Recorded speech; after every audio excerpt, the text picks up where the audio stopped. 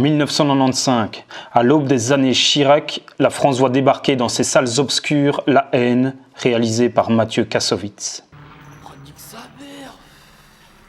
En avril 1993, Makome Mbowole, adolescent de 17 ans, est tué dans un commissariat de Paris. Le policier voulait l'intimider, une balle part, l'adolescent meurt. C'est ce fait divers qui inspirera le scénario de La haine à Mathieu Kassovitz.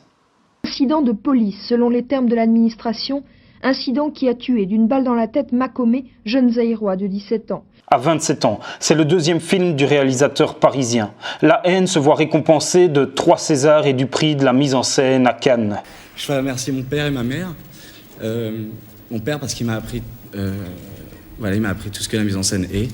Et puis je remercie ma mère, c'est la fête des mères aujourd'hui. Inattendu, le jury cannois justifiera son choix en soulignant le parti pris de Mathieu Kassovitz de dissocier les scènes tournées dans la cité et les scènes tournées dans la ville de Paris.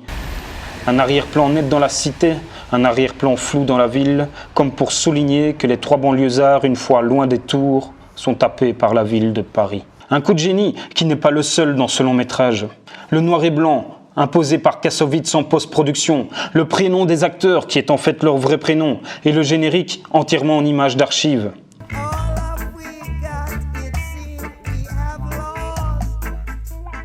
Des astuces qui tendent à rendre cette fiction, d'une part, plus proche du réel, à la limite du documentaire, d'une autre part, intemporelle.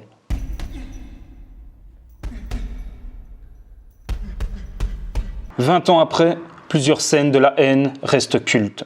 C'est à moi que tu parles, là. Oh, c'est à moi que tu parles. Les mecs, c'est à moi qui parle, son cul. C'est à moi qui parle, putain. C'est à moi que tu parles comme ça, mec. Notamment ce moment musical qui sent bon le hip-hop des années 90. DJ Cut Killer entame un mix à la fenêtre de sa tour de béton. Ce mix deviendra légendaire.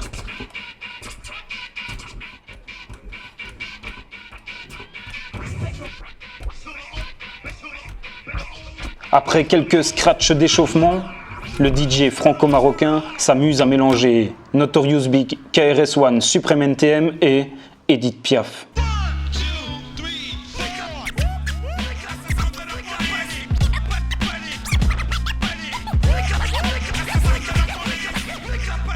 Fait particulier, une illusion sonore est venue se glisser dans ce morceau. Lorsque vous entendez Assassin de la police, le MC américain KRS-One dit tout simplement « That's the sound of the police ». Dans la réalisation, cette claque sonore s'accompagne d'un travelling un peu spécial. Un travelling aérien réalisé à partir d'un hélicoptère télécommandé.